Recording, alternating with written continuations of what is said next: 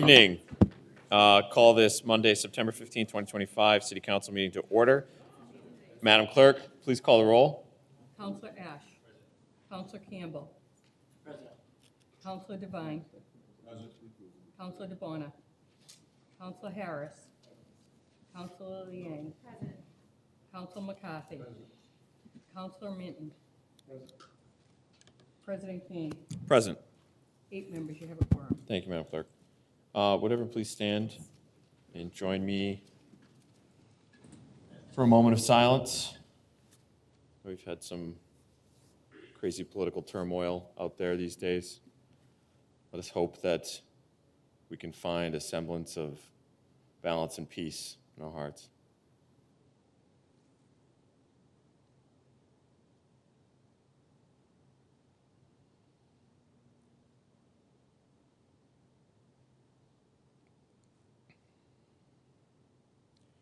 Please turn to the flag for the Pledge of Allegiance. I pledge allegiance to the flag of the United States of America and to the republic for which it stands, one nation, under God, indivisible, with liberty and justice for all. Madam Clerk, please read the open meeting law. Pursuant to the open meeting law, any person may make an audio or video recording of this public meeting or may transmit the meeting through any medium.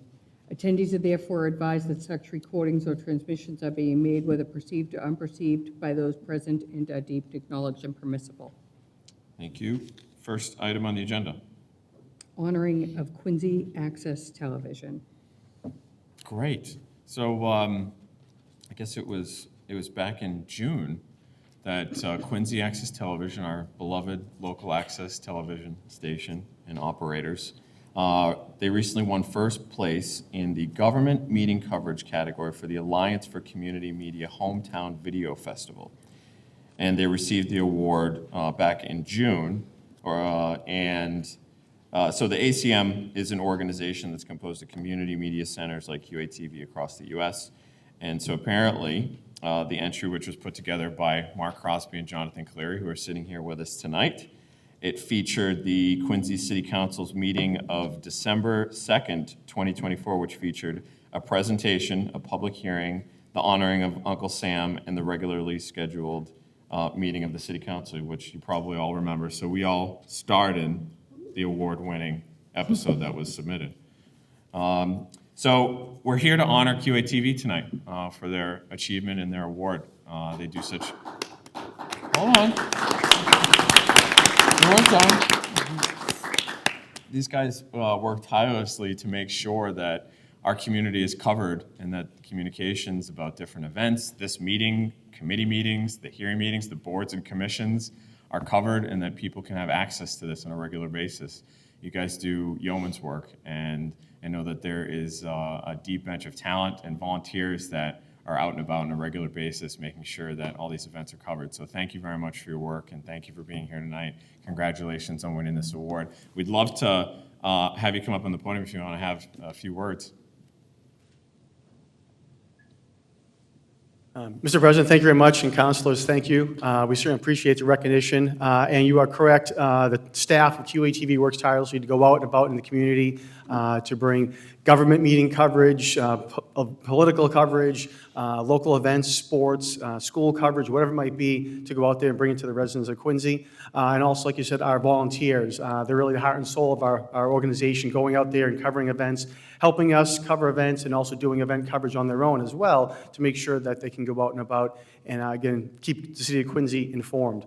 Mark is our government access coordinator, and he's in charge of doing all of the government meeting coverage. And when he can't be there, such as tonight when Chris Potter is upstairs doing our government coverage, other people step in to do that as well. But I want to let Mark speak a little bit because, again, he's the main coverage of all the meeting coverage and does a great job and has done so for many, many years at QATV. Thank you, councilors. Thank you, Council President. One of the things that I really think that is really shows, I suppose, the depth and the exactness of QATV's coverage is that we cover gavel to gavel. We don't edit. We edit at times to condense a meeting, but we don't edit the initial broadcast. It is the way it is. And I want to say that that meeting that was obviously edited to include what happened that evening showed that. It showed that we show everything that happened that evening. And incidentally, the meeting coverage, yes, the Quincy City Council, the License Board, the Zoning Board, but as Councilor Ash knows recently, the In Your Neighborhood programs, which is basically a news format, kind of a news magazine format, that was on just moments before this meeting here tonight. So I just want to thank you all, and it's been a pleasure. And I hope to see you all, not only in the chamber, but back in the studio to kind of continue the government coverage that we were just recognized for. So thank you very much. Thanks, Mark. Do any of my colleagues, Scott, Councilor Campbell? Thank you, Mr. President, and I have a great appreciation for what they do at Quincy Access. I've known Mark a lot of years, and John, I actually coached in football back in the day, lumbering tight end that he was. But I would be remiss if we didn't tell the story that just happened recently, and unfortunately I'm talking about the sports angle because I really appreciate how it has evolved. And if you haven't really watched the sports stuff, it has really taken on a whole new level. And it's every sport, possibly, if you call John, he will show up. 2 years ago, 3 years ago, I think we started the Sunday or Thanksgiving Day game day, where we had we set up an actual set, and people would come in, would have guests coming in, and we had a host and co-host, and it wasn't a question of whether we were going to do it. It was how we were going to do it. And John stepped in, and I think one of the best testaments that he can get was the other night at the Revere game. The coaching staff came by, and he said, "Wait a minute, are you the guy that does the pregame for the Thanksgiving Day football game?" This was a guy in Revere who saw the pregame and how incredible it was, and that's a credit to the whole staff, the volunteers, the elements, all that stuff that they deal with, but just the quality of the product. And kudos for you guys. You guys are amazing, and I can't say enough good things. Truly, that was I think it was a big smile on everybody's face, Stevie Mays and everybody involved, that it actually took that extra notice by someone who you wouldn't expect to have noticed, but thought it was great. So congratulations. Thanks, Councilor Campbell. President recognizes Councilor DeBona. Thank you, Mr. President. Jonathan, Mark, you guys have done a great job over at QATV. I want to point out, over COVID, you guys have stepped up and did a fantastic job, which is the live streaming has gone up to another level. Betty Campbell for many, many years, and then Jonathan taking over and doing a really good job. So just want to thank you for everything you've done over the years. My first start when I was back in 2011, 2012, I was coach of the Quincy Point Panthers, and I was doing videos all the time, and I ran for school committee, and then I'm up here at the council. But you guys helped me with a lot of the videos. The editing was very different back then, so we really had to wait for it to go through real time, where it's a lot different now with the technology upgrades that you guys have had over there. So just want to thank you for everything you're doing and you're continuing to do. You help us out with all the different shows, and Mr. Joe Catalano in the morning. So I just want to give a shout out to him and the rest of the crew, Potter and the gang. Done just a great job over the years. So thank you. Thank you, Councilor. President recognizes Councilor Ash. Thank you, Mr. President. John, Mark, great to see you guys. I know that the specific award is for one of our meetings, and I can commend you both on kind of the showing every aspect of every meeting and every board. I know last week when I couldn't make a meeting, I knew exactly how to get on and how to view it both in real time and right after. And I certainly try to let people know that, because I think it's an underutilized forum, your YouTube channel and the Facebook live stream, and I really want and try to push more people to access meetings that way if they can't make it to them.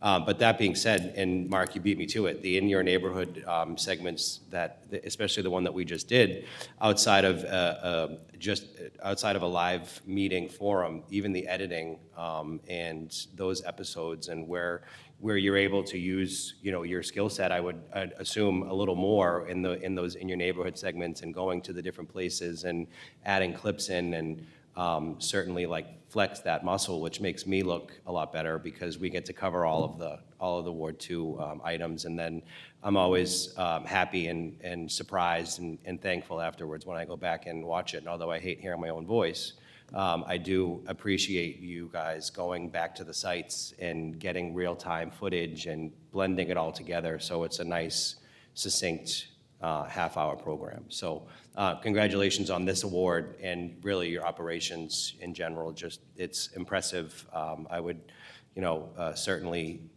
recommend any of my colleagues up here that haven't been in a while for a program or a sit-down or an interview. And there are so many different ways for us to utilize QATV. So certainly I'm thankful for the opportunity to do that and wish you continued success and congratulations.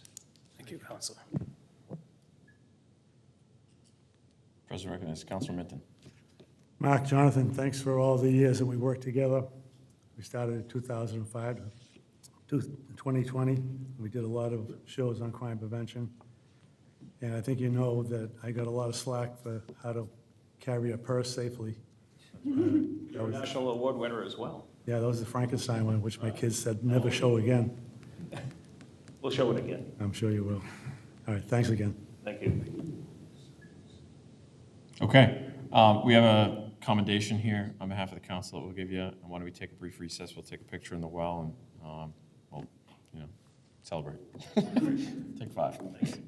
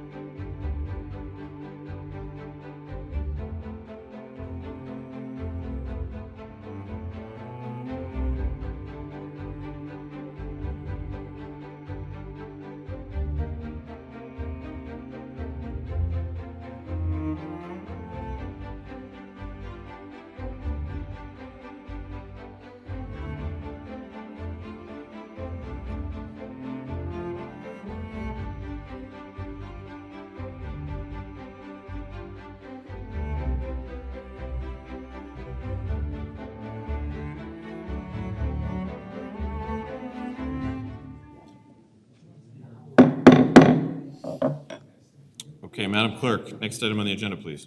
Number 1, 2025-108, an appropriation for $1,230,000 from sewer and drainage rehabilitation to drain and sewer infrastructure improvements. Joining us this evening is DPW Commissioner Al Grazioso. Al, nice to see you. Good evening, Mr. President, City Councilors. Joining me this evening is City Engineer Paul Costello and Joe Shea from Granite City Partners. They're here to help with any questions you may have after this presentation. So tonight, we'll be asking for transfer from the Sewer Drain Rehab Fund for sewer drainage projects throughout the city. You can see the first slide is something I think you're all familiar with. It just gives a basic DPW systematically assesses and improves the horizontal infrastructure with an asset management-based approach. This tells you, what we have in our assets. 1,035 roads or 257 miles, 304 miles of sidewalks, 240 miles of water mains, 208 miles of sewers, 150 miles of drainage system, and 188 outfalls. We have dozens of pumping stations, water tanks, and fixed assets. So there's a lot to maintain around the city. As you know, in the last few years, the mayor's aggressive investment plan, with the support of this council, is improving neighborhoods quickly in a programmatic year-to-year advancement.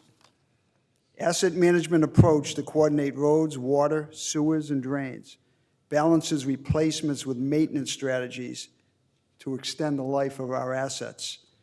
Roadways and water mains are funded in omnibus multi-year approvals, and sewer and stormwater, MS4, are funded annually based on annual budgets. Tonight, we will talk about about sewer and drainage infrastructure improvements throughout the city. Several immediate construction projects to improve stormwater flow in our brooks and streams, added infrastructure for better functioning of our brooks and streams, replacing damaged stormwater infrastructure, initiating the engineering design of several large-scale future flood prevention projects, replacing sewer equipment in our largest pumping station. If approved, the money used to fund these projects will be transferred out of the sewer and drainage rehab account, which all of you know is funded by developers on private projects in the city. So once, the important thing to note is this work will be paid out of this fund, not out of the general fund or not from borrowed bonds.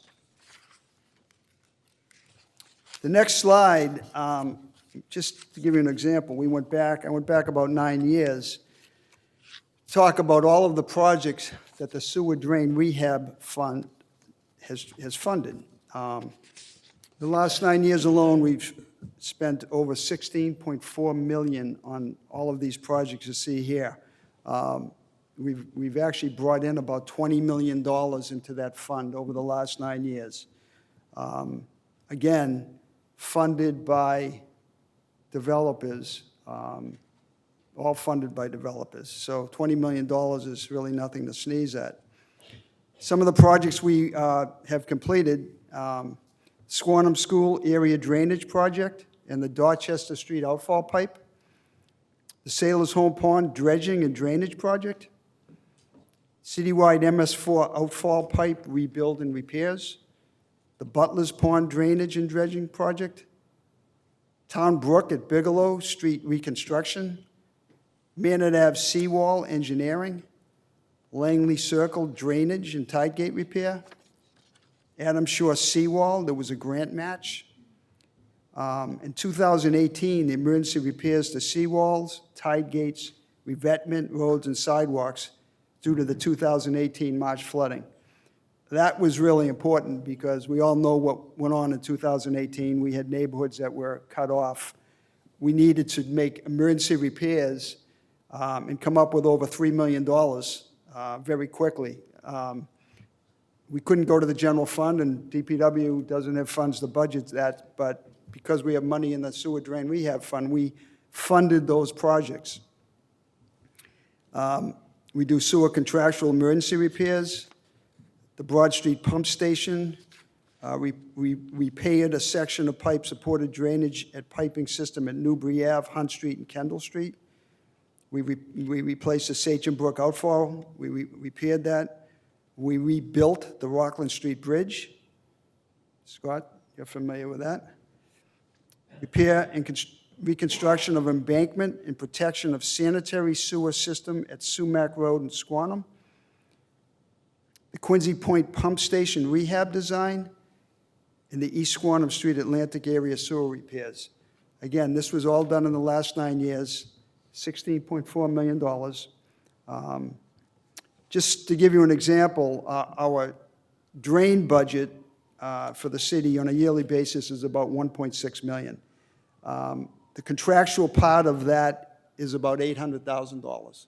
It's all we have to do, repairs to pump stations, tide gates, catch basin cleaning, disposal of catch basin cleanings, MS4, emergency work. All of that has to come out of that $800,000. And I think, as all of you know, recently we've seen a lot of flooding around the city. And you know, it's probably one of the most, recently, it's probably, we've had more calls on drainage and flooding than we've seen in years. Again, in a drain budget with only $806,000 to be able to fix some of those things, it just isn't there. So this is it's a fantastic story, you know, $20 million developers paying into this fund. The individual projects we're going to talk about tonight, Sherman Street Bog Area Assessment and Improvements. Joe Shea can talk about that. He's done a lot of work in there. Furnace Brook Inlet Grate at Quarry Street. The Town Brook Inlet Grate at Bigelow Street. Webster Street drainage repairs. Councilor Harris has been on us for quite some time to get that situation resolved. Fort Square and Deep Rock site repairs. That's our biggest pump station. East Squantum and Huckins intersection and Causeway near Victory Road, roadway resiliency. That's the flooding we've been experienced where Squantum is actually cut off. Again, Councilor Harris has worked with us in the mayor's office to really push this. Black Street Tide Gate, I know that affects several wards throughout the city. We have a lot of issues. We've been trying to get these tide gates permitted for years. Joe can talk about that. Sagamore Creek Tide Gate also up in the Montclair area, which affects Ward 3 and Ward 6. The Sherman Bog Assessment Improvements, 6 discharge points into one outlet system to be rebuilt. CCTV internal inspection of Box Culvert Inlet along Harvard Street. A 36-inch outlet pipe at Belmont and Hobart. The MS4 outfalls. Tree pruning and channel reestablishment. Access paths and gate for maintenance. Debris removal and environmental repairs. And construction contingency, and that budget's for $275,000. The Furnace Brook Inlet Grate at Quarry Street. The inlet before it's roughly the 1 mile coveted brook, which is next. We're fixing the grate next to that in the daylighted area east of Bernazani. To replace it entirely, localized wall repairs to support the new structure. Angle grate for easier cleaning, access path and slope repairs, engineering, design, and construction, DCR coordination, and construction contingency. That's a $300,000 budget. The Town Brook Inlet Grate at Bigelow Street. Again, the inlet before the cross-country granite culvert, which daylights at Elm Street, McGrath Highway. Localized wall repairs to support a new steel structure. Angle grate for easier cleaning, access easement for adjacent property, minor repairs to the culvert, engineering and construction, construction contingency. That's a $100,000 budget. Webster Street drainage, and we can thank City Engineer Paul Costello, who's done a lot of work on this, working with Councilor Harris on this one. Install a new tide gate, install 2 6-foot diameter dry wells, install 4 leaching galleys, install 25 feet of new 12-inch pipe, police detail costs and construction contingency. That's a $75,000 budget. The Fort Square Pump Station and Deep Rock Tunnel repairs. This is for both drainage and sewer system repairs and improvements.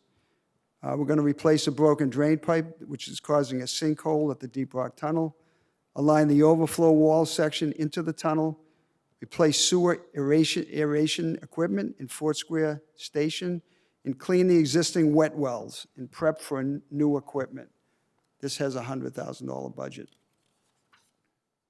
East Squantum Huckins intersection and Causeway near Victory Road. These are 2 areas that experience frequent coastal flooding. So we want to engineer this to come up with improve the access and evacuation routes, conceptual engineering design, adjacent parcel impact evaluation, construction cost estimates, and set a funding plan and strategy. So we're looking at a couple different options, whether we raise the road Lower Huckins or build a type of berm to keep the water out. But all of that $180,000 is to engineer this. Next page is a picture of the original Blacks Creek Bridge in the 1940s. Pretty interesting how they moved that. The Black Creek tide gates on the Greenbird Bridge, they will help in stormwater retention. It's a stormwater retention base for Furnace Brook. As we know, the park departments use this as their boating program venue. These tide gates will help with the coastal marshes habitat. When we have to close the tide gates completely now, all of those marshes get drained out, and we don't get that, as Council Mitten would know, when they're living in that area, everything dries out. So Joe can talk to you about some of the permitting requirements. So the gates were installed in 1972. The last major infrastructure upgrade was bid in November of 2000. So the current request is for planning and permitting of 3 replacement gates, update the engineering, a habitat study and benchmarking, state agency coordination, and set a funding plan and schedule. We're asking for $100,000 in that. The Sagamore Creek Tide Gate, which affects the Montclair and the North Quincy area, and the Atlantic area. We're hoping that will help with some of the State Street complex flooding, Newport Ave extension closures, National Grid substation protection, MBTA track inundation, faster draining of many neighborhoods at the Atlantic Middle School area, Welcome Young area, and John and Division Streets. So we want to hire a specialized consultant for the planning and permitting of habitat study and benchmarking, updating hydraulic and inundation models, commercial parcel impact evaluation, state agency coordination, and set a funding plan and a schedule. Again, this is another $100,000 budget. So the total of the projects in this request come to $1,230,000. Currently, I think, as the auditor may be able to answer, but I believe we have $3.7 million in that fund as of today. And we are open for questions.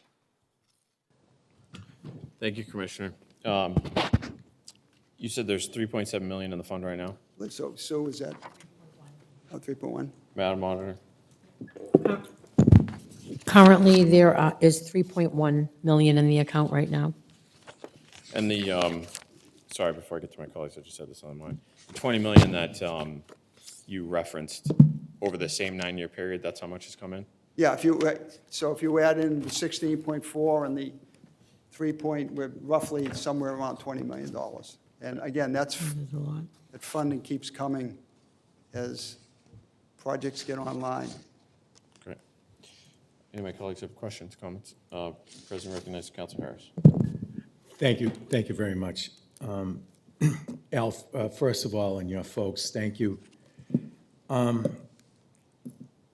lot of Ward 6 has been mentioned tonight, and I can't thank you enough because there's nothing worse, when during some of the storms that take place, most of the ward that I represented is underwater or can't get out of certain locations. And the first thing that came to my mind was that it's so sad that, as I believe President Kane mentioned earlier about the atmosphere of what's going on in politics, whether it's above us or at the bottom level that we're at. Basically, we are the ground floor of representing the people. And it's so sad that the negative attention on everything gets from certain media groups, gets the attention instead of all the great work that's coming to fruition here, especially with the appropriation tonight. Sagamore Creek, Victory Road, Atlantic Street, Webster Street, Huckins, East Quantum, Victory Road, Marina Bay. We're talking about all of Ward 6. So I just would hope that my colleagues would, I ask you all, I'd always would, if a ward councilor especially would ask for help, this is important. This is important. This is a no-brainer. And I ask, can I make an motion to approve? And I'd like to make an motion to approve. Thank you very much. Thank you, Councilor Harris. There's a motion on the floor to approve. On the motion, President recognizes Council McCarthy. Thank you, Mr. President. Good evening. Good evening, Counselor. Yeah, it's a tremendous amount of work. We've all talked to you about this, you know, and in all due respect to other administrations, a lot of this stuff gets kicked down the road. The can gets kicked and kicked and kicked. I mean, the fund is healthy and is doing the right thing, but the amount of infrastructure work, period, even outside of this presentation tonight, it's all things the city needs. So thank you very much. Can I pinpoint in on a couple of things here? I'm looking at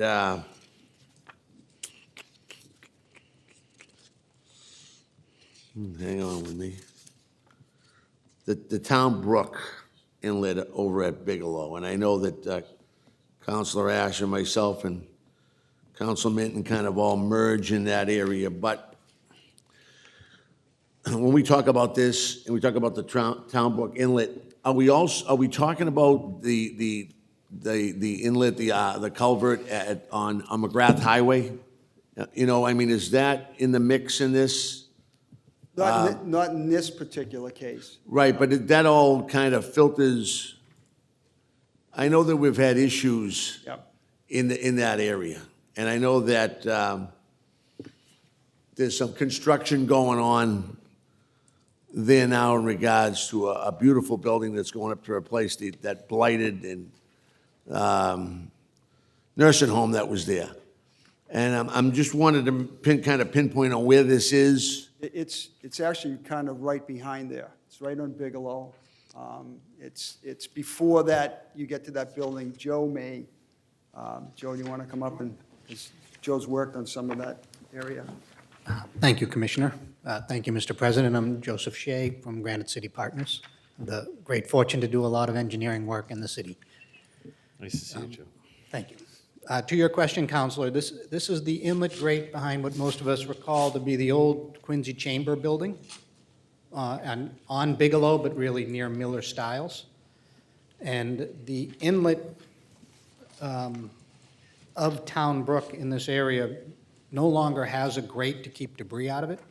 So as debris floats in underneath 21 McGrath Highway, floats underneath Washington Street and what many of us think of as Bagnell Auto Supply, although it has a new name, and then it daylights at Elm Street, we're finding a lot of debris is getting snagged on the rocks in the region of Town Brook along McGrath Highway. So we want to keep that debris out, keep that section flowing out to Brackett Street and the ocean, make it as optimal as possible. And a inlet grate of a design similar to the most effective grate we have in the city, which is behind Home Depot in Ward 4 on Center Street. Also, where Town Brook enters the city will be the same model we design here and on Quarry Street, the project before this one. But the goal is to make sure these underground pipes that cut through our city just flow with water. They don't flow with branches, leaves, debris, the things that can wash in. So Joe, you think that, you know, I understand, you know, this is going to catch debris. Were we ever thinking, and I guess I'm getting off subject, but to look a little further down? I know there was discussions when that construction was starting that we might have some issues on how the brook kind of angled by that nursing home, and I didn't know if we were in the ground or getting in the ground, we could try to do something there to straighten the flow to get out to Town Brook where the old cab place was, there, you know, right there at the on McGrath Highway. I guess I know this is one piece, but I knew that was close, and that seemed to be a problem. No, it's a great memory. You pay very close attention, Counselor. So in 2020, the city submitted an application to FEMA under their BRIC program called Building Resilient Infrastructure to effectively take Town Brook in this section, triple its width, and put it into Bigelow Street, come straight across underneath Bagnell Auto Supply and the pizza place, and really take out a lot of zigs and zags and corners and curves that don't assist with the water flowing quickly to the ocean. You are correct. That was a project that we submitted to FEMA. FEMA's review of it is they supported elements of it, but they would not fund it. The project that was submitted, I'm going to try to recollect, but it was in the $30 to $40 million order of magnitude because it required taking houses on Bigelow Street. This, to your question, when the nursing home redevelopment came in before the planning board, we were able to review it and make sure that its layout doesn't foreclose on that future project. So the redeveloper, the Galvins, and their designers were very accommodating to the fact that if that 30 to 40 million project ever comes to fruition, their project does not impede its ability to move forward, which is terrific. They basically future designed their project for our benefit. This is more of a smaller intermediate type project to make sure what we have operates as efficiently as possible. Yeah, no, it's all good, Joe, and I'm glad we're still on track with the other one, because I think the city owned maybe an easement there next to the auto place, the auto parts place. We do. So we were working that. I'm glad we're still working that. Another thing I'm surprised on, Blacks Creek Bridge here, on Morrissey Boulevard, now Quincy Shore Drive. Are you telling me Morrissey Boulevard came all the way, and it came all the way? I had no idea that. I mean, Al was a kid and swam I mean, in that's these a- waters in the 40s, but Al will tell you that was Yeah, Morrissey I was a Boulevard. kid. Yes, Morrissey Boulevard entered right into Quincy and just kept going. So leading into that, when we do the Blacks Creek project, is that kind of a combo with the state? I mean, how does that Very much so. work? Because I got another good one for you after. Okay. The way that this works is the state owns the bridge, the Greenberg Bridge in Quincy Shore Drive, and is responsible for it. We have tide gates on the state's bridge. So there are tide gates. The control of the water is incredibly important to us because it is the drainage system for Ward 4 and portions of Ward 5. As the commissioner correctly said, these gates are now 30 years old. They are not the most modern style of gate. They're not a style that allows us to really fine-tune the operation of that marsh. They are like a light switch. Blacks Creek either has all the water or has zero water. Those are our only choices. And when it's full of water, if we get a rainstorm, we run the risk of flooding out Armory and Putnam. Or if we really get hit, that's the reason why Ulrich Road floods out. New gates that are proposed, actually, there's a concept picture in your packet. There's not one in the slideshow. But new gates that are proposed would be a vertical style and would allow us to trim the water, to keep the marsh wet, but keep the excess water in the ocean. Much more modern style of gate would allow us to operate in a much more modern manner. And the current gates, again, approaching their 30th birthday, when they break closed. So some may remember they were broken for a number of years in the late 90s, and Blacks Creek was just a mudflat for a very long extended period of time. It's time for renewal. This project is listed at a $100,000 budget, really to get directionally correct, get a funding strategy and a timeline for a much larger project in concert with the state.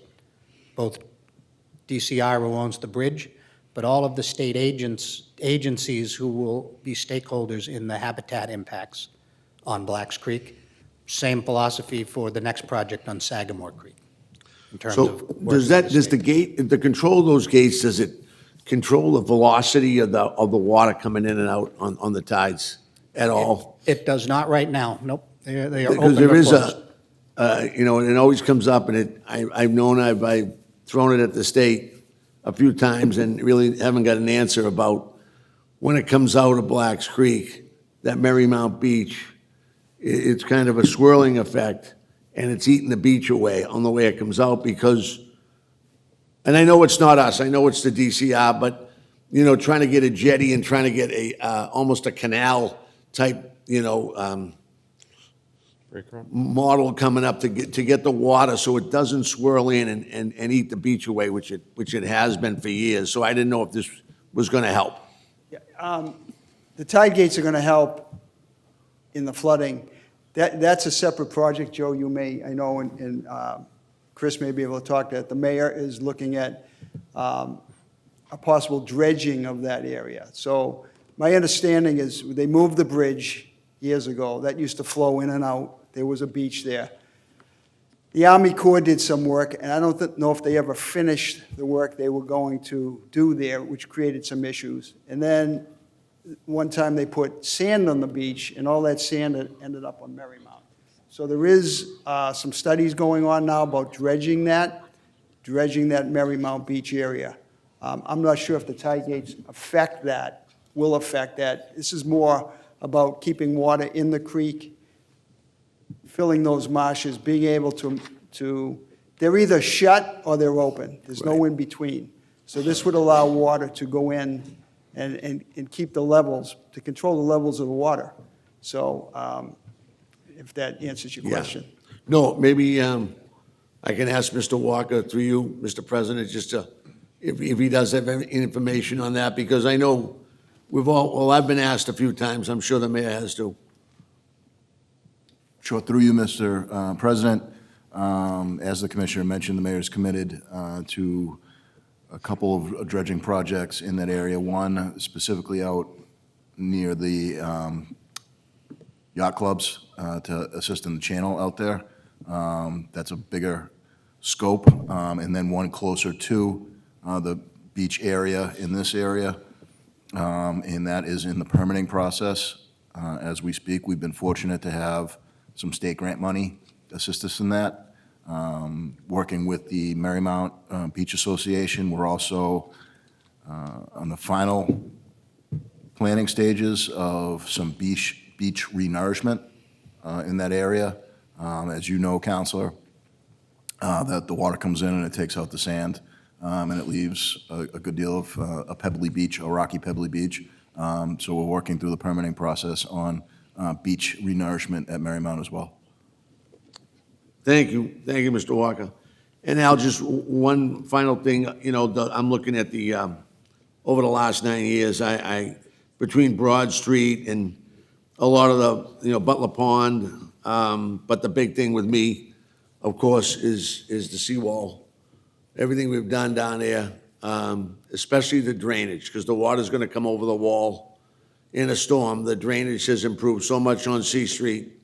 And I know we're looking at Manor Ave now. I know we're very close to having something solid to show to the residents down there. So that's a great thing too, because that pretty much, there's a few small sections down there I'll probably bother you about, but that's a big section down there, and that takes care of that north side, and then the south side with Edgewater Drive has really worked out great. And I know that was done a long time ago, so thank you very much. Great job. City engineer Paul Costello has been working very closely with Tetra Tech on that project. So, you know, we'll be talking shortly on that. Thank you. Councilor McCarthy. Thank you. President recognizes Councilor Campbell. Thank you, Mr. President, and thank you guys for this presentation. It's really, to see the amount of work that gets done with really the amount of limited funds that go into this is incredible. I think, I just had a couple of real quick questions on the Fort Square project.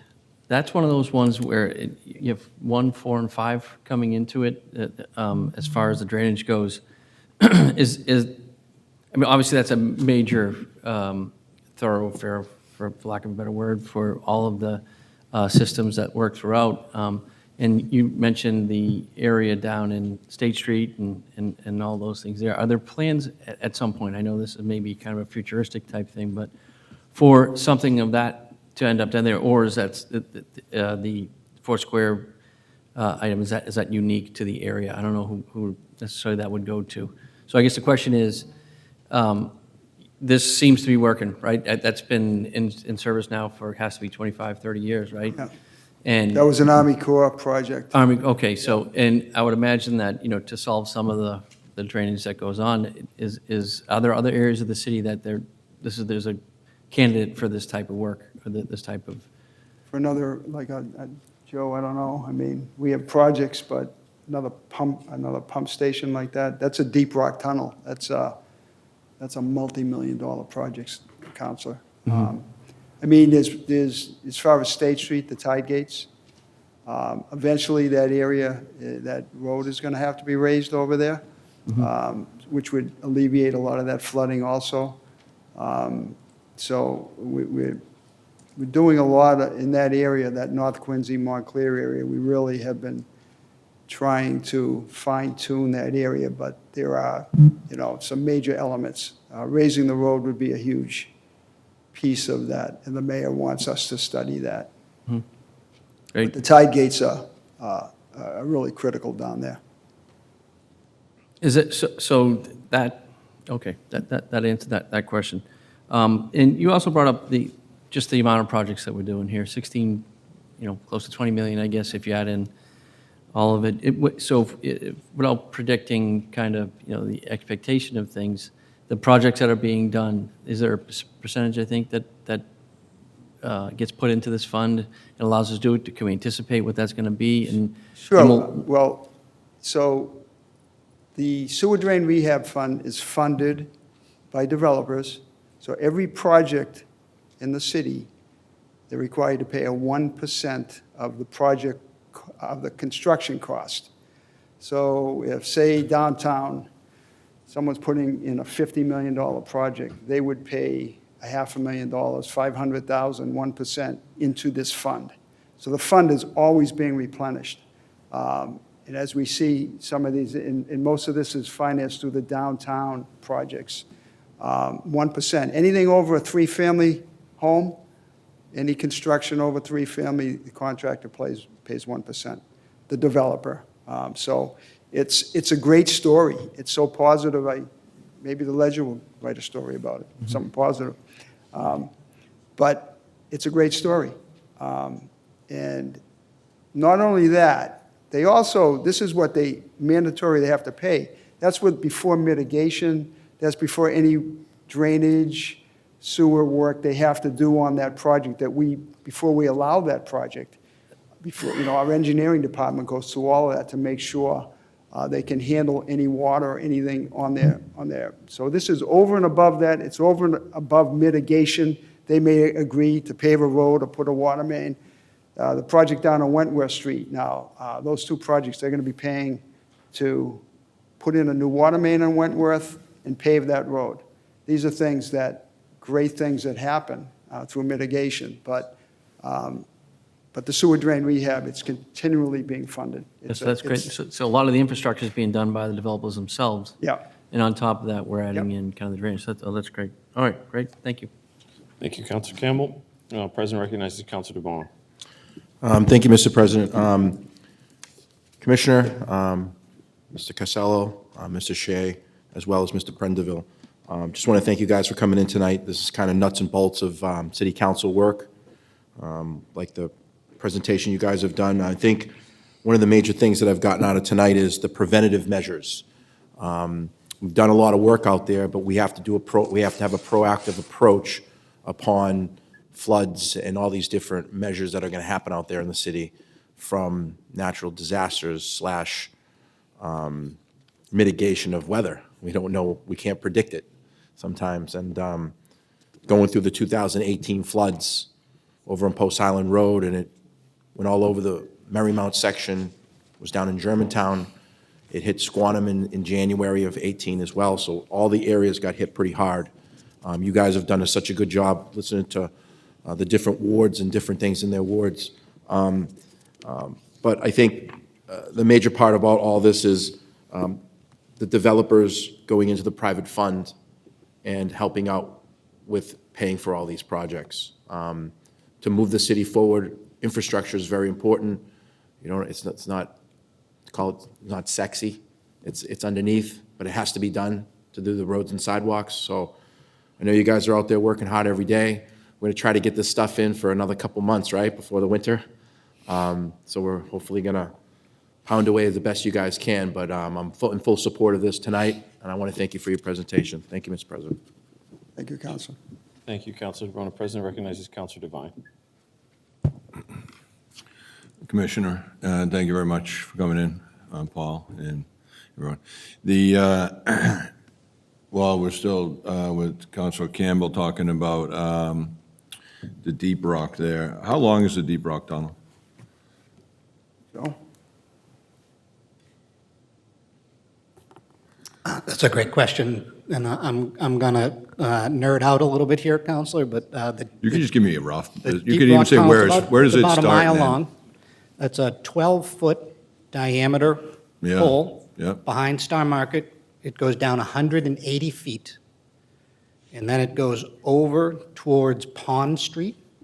So between Pond Street and Brackett Yeah. Street, where the skateboard park is, Yeah.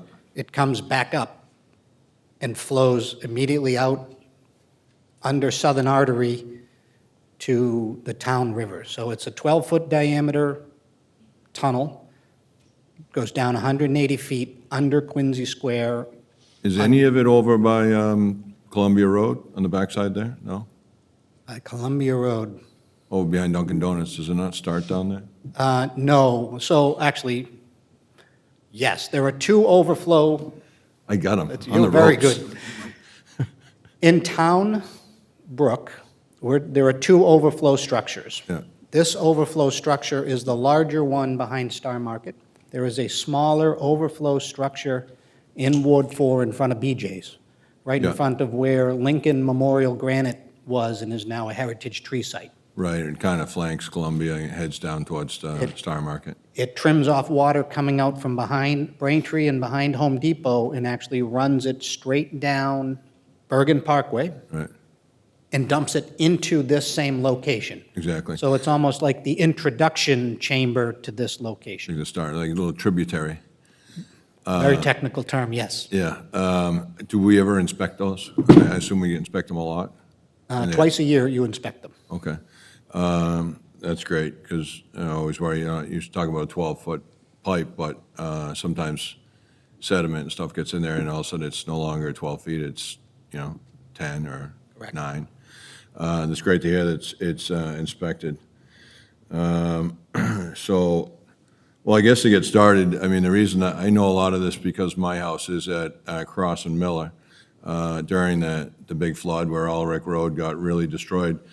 My house did too. I had, 6 feet of water in my basement. I was able to take a canoe over a 6-foot fence in my backyard. So I've watched it closely. So I do have a couple more questions. First, I'd like to say it's unbelievable what Quincy has been doing for the last 15 years that I've watched for flood mitigation.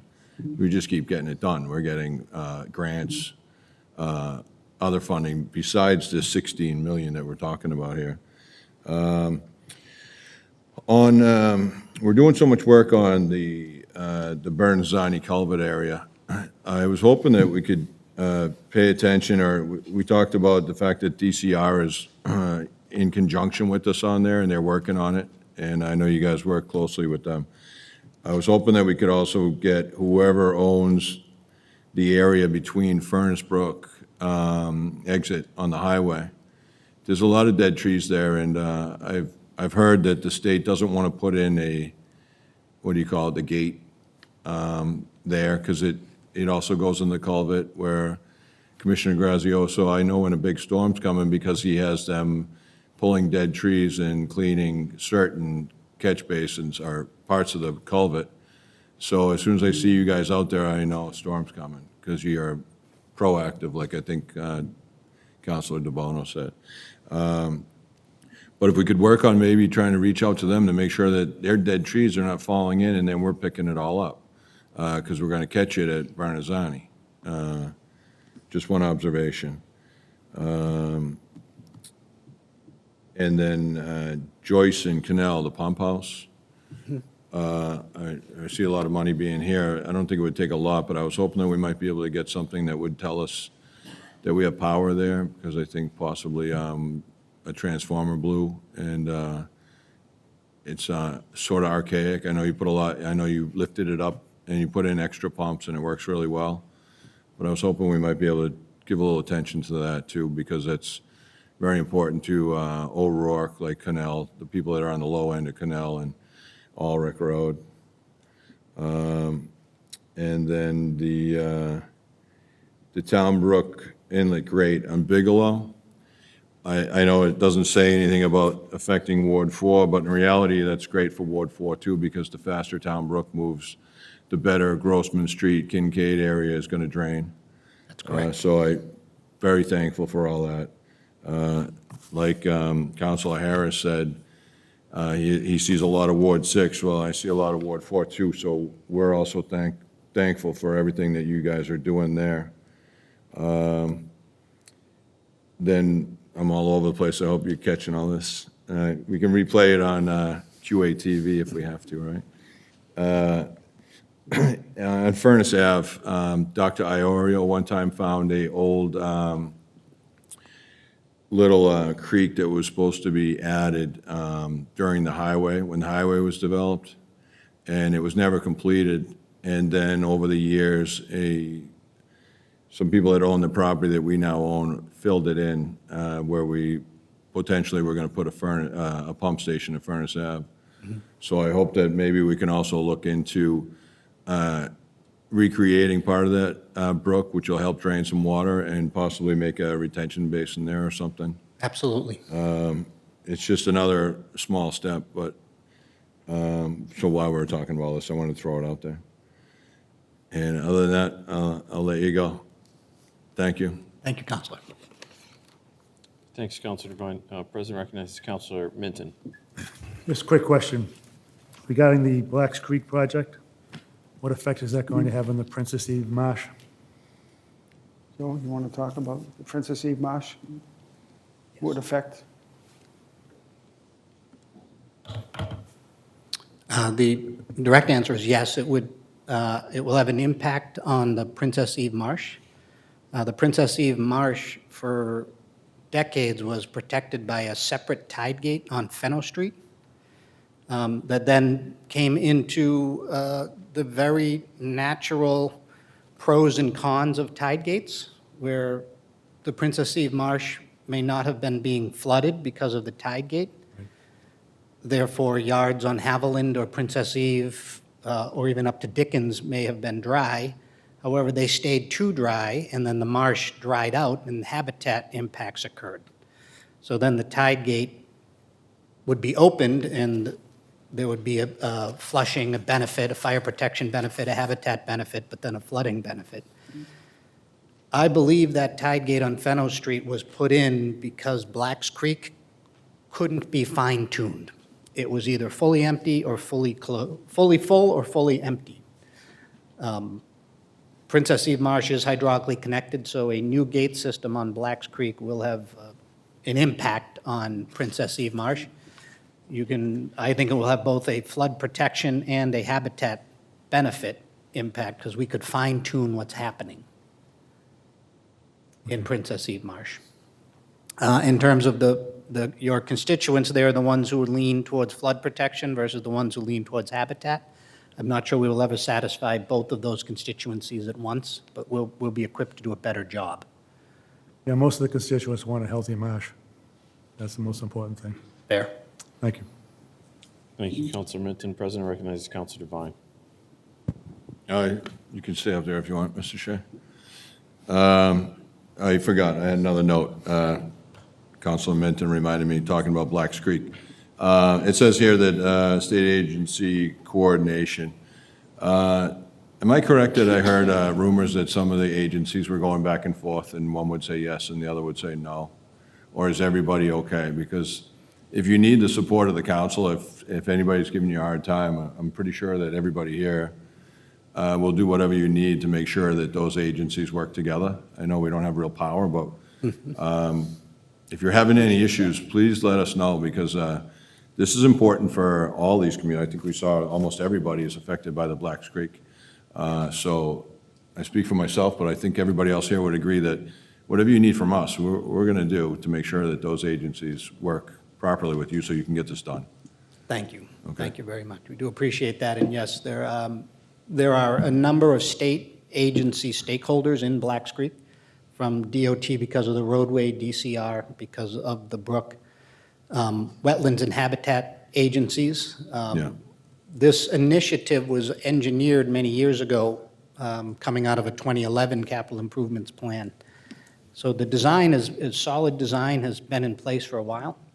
At that point, the project got derailed over a winter flounder habitat disagreement. And that's probably what the rumors that you heard. Yeah. Is a state agency really dug in around, for this to happen, the winter flounder need to pass through the Greenberg Bridge, and for that to happen, the Greenberg Bridge would need to be fully rebuilt to a natural sand bottom bridge. We are looking to maintain gates and not rebuild bridges. Yeah. I guess maybe that was a bridge too far to come up with a terrible pun in terms of what they needed from this project. Right. And at that point, the project initiative ceased. But one of the reasons why in your packet in here it says 3 replacement grades updating the engineering is significant engineering from a technical standpoint has already been approved by the state. Okay. In terms of what that bridge can hold, how it could be fastened. So that state agency component was approved and just needs to be updated. The habitat agency components still need work. Okay. Well, whatever you need from me, let me know, please. We may be calling upon you. Thank you. Okay.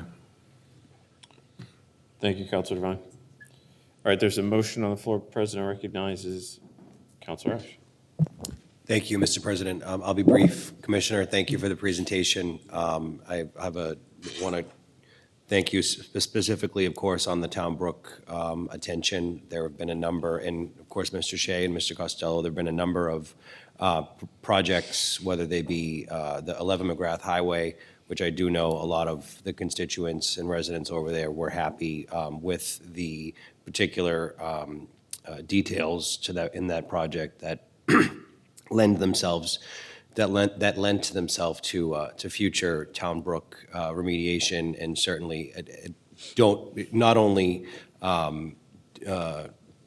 refrain from making the matter worse, but also actually the inverse. It seemed that that project and the particular attention and aspects related to the Town Brook would help the area.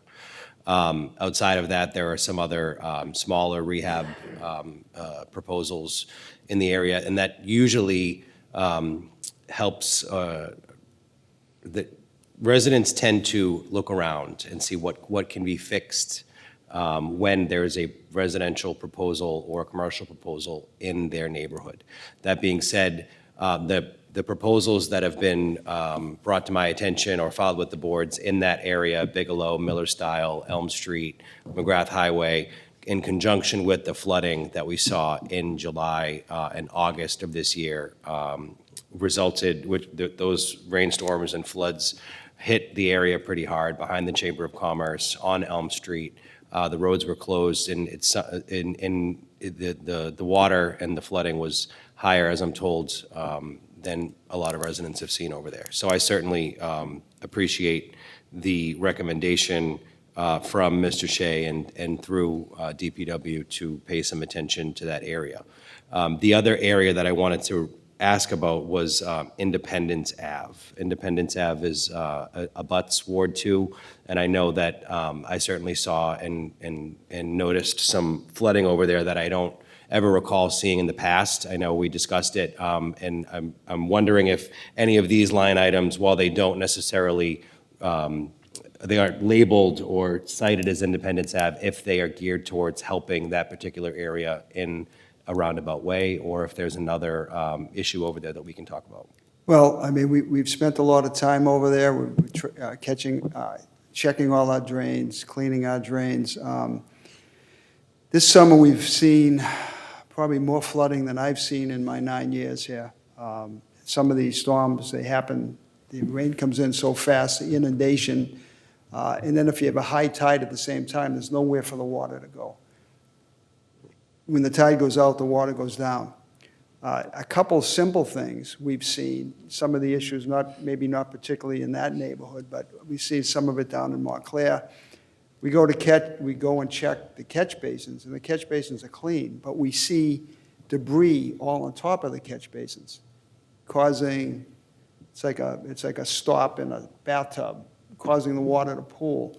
And I would just ask, any resident listening out there this evening, just check the catch basin in front of your house. If you see debris, clear it, it will help. We have over 9,000 catch basins throughout the city. We're on a 3-year cycle. We try to clean 3,000 a year.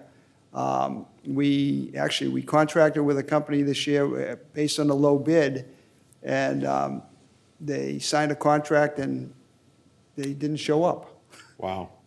And City Engineer Paul Costello called them and said, hey, you don't show up, we're going to the second bidder, and that's exactly what we did. And that happened last week. The second bidder was in town today. National Water Main, they've done tremendous work for us. They're on a GIS system, they do everything. They started cleaning catch basins today. So between them and, we have our in-house catch basin cleaner, but we can't, again, 3,000 a year is a lot. And then we try to concentrate on those areas that we know are flood prone. So, we see a storm coming, we go out and we check. But we are looking in that area because you are correct, we had places that never flooded before. So. Thank you. President recognizes Councilor McCarthy. Yeah, thank you, Mr. President. Just to go back to Councilor Campbell and yourself, Commissioner, about the formula, the 1%. A couple of stats here. In 2024, it grew to 1.5 million. In 2025, it grew to 2 million. In fiscal 2026, we're a couple of months in, we're already at 900,000 plus. So it's a great account. It's a great formula with the people that are, contributing into it 1%, and it's at $900,000 2 months in. So I'd love to see it at the end of fiscal 2026 because it's going to be a lot larger. Thank you. Okay, we have a motion on the floor from Councilor Harris. Do I have a second? Seconded from Councilor Devine. Madam Clerk, please call the roll. Counselor Ash. Counselor Campbell. Yes. Counselor Devine. Yes. Counselor DeBona. Yes. Counselor Harris. Yes. Counselor Liang. Yes. Counselor McCarthy. Yes. Counselor Minton. Yes. President Kane. Yes. 9 members. Thank you. Thank you all. Thank you, councilors, appreciate it. Madam Clerk, next item, please. Next, number 2, 2025-109, Order Mass General Law, Chapter 140, Section 139C, fees for dogs owned by persons aged 70 and over. President recognizes Councilor DeBona. Thank you, Mr. President. Thank you, Madam Clerk Crispo, Jen Manning, as well as Solicitor Timmons for helping me out with this ordinance. This first came to me, with the animal shelter, going through the ribbon cutting and the process of opening that beautiful center up there on Quarry Street. I built a lot of great relationships up there. Before the vote, after the vote, and then just up there over the last, less than a year now. I know Susan, we'd always talk about it over here next to me, about the dogs and the cats and all the different things. And then the constituent came to me over the summer and asked me if we could do something to help out seniors. And we did some digging, and we found out that we could help out some folks. I'd just like to read it in the record just for legal purposes. Is in Massachusetts, state law allows cities and towns to exempt senior citizens aged 70 or older from paying a dog's license fee. It is not a statewide mandate. This means that specific exemptions depends on whether your local municipality has accepted this provision. I'm going to put it in front of us tonight to allow that to happen, so Quincy can be one of them. Massachusetts General Law, Chapter 140, Section 139 states that no fee shall be charged for a license over for a dog owned by a person aged 70 years or over in a city or town that accepts this provision. Bringing this in front of my fellow counselors, we're looking to adopt this. Also goes with the ringtone, adopting, go to the animal shelter, adopt, so we're adopting tonight. If you guys would help me out and, support this measure, I'd like to put that in a form of a motion to approve. Motion to approve. Second. Motion to approve by Counselor DeBona, seconded by Counselor McCarthy on the motion for this highly controversial proposal. Okay, Madam Clerk, please call the roll. Counselor Ash. Yes. Counselor Campbell. Yes. Counselor Devine. Yes. Counselor DeBona. Yes. Counselor Harris. Yes. Counselor Liang. Yes. Counselor McCarthy. Yes. Counselor Minton. Yes. President Kane. Yes. 9 members. Thank you, counselors. Madam Clerk, next item, please. Number 3, 2025-110, gift for $600 from 2025 DARE. Motion to approve made by Counselor McCarthy, seconded by Counselor Campbell. Madam Clerk, please call the roll. Counselor Ash. Counselor Campbell. Yes. Counselor Devine. Yes. Counselor DeBona. Yes. Counselor Harris. Yes. Counselor Liang. Yes. Counselor McCarthy. Yes. Counselor Minton. Yes. President Kane. Yes. 8 members. Thank you, Madam Clerk. Next item, please. Number 4, 2025-111, gift for $1,000 from Capital Waste. Motion to approve made by Counselor McCarthy, seconded by Counselor Campbell. Madam Clerk, please call the roll. Counselor Campbell. Yes. Counselor Devine. Yes. Counselor DeBona. Yes. Counselor Harris. Yes. Counselor Liang. Yes. Counselor McCarthy. Yes. Counselor Minton. Yes. President Kane. Yes. 8 members. Thank you very much, Madam Clerk. That concludes our regularly scheduled agenda for tonight. Approval of previous meeting minutes. Motion approved made by Counselor Yang, seconded by Counselor Campbell. All those in favor? Those opposed? Ayes have it. Communications and reports from the mayor and other city officers and city boards. Madam Clerk. Thank you. I do have a request to refer to Ordinance Committee for Advertising, Ward 4, Counselor Devine. Add 2 stop signs on Pembroke Street and Lurton Street, creating a 4-way stop. And I also have a utility request to refer to the Public Works Committee for scheduling and advertising. Grant a location, National Grid, General Dunford Drive in Hancock Street to 101 General McConville Way. Thank you, Madam Clerk. Unfinished business and preceding meeting, seeing none. Reports of committees, seeing none. Presentation of petitions, memorials, and remonstrance. Seeing none. Motions, orders, and resolutions. Seeing none. Scheduling of committee meetings and public hearings. Our next regularly scheduled city council meeting will be Monday, October 6th at 6:30 p.m. Be there or be square. Motion to adjourn made by Counselor Liang. All those in favor? Those opposed? Call this meeting to close at 7:43. Thank you. Have a good night.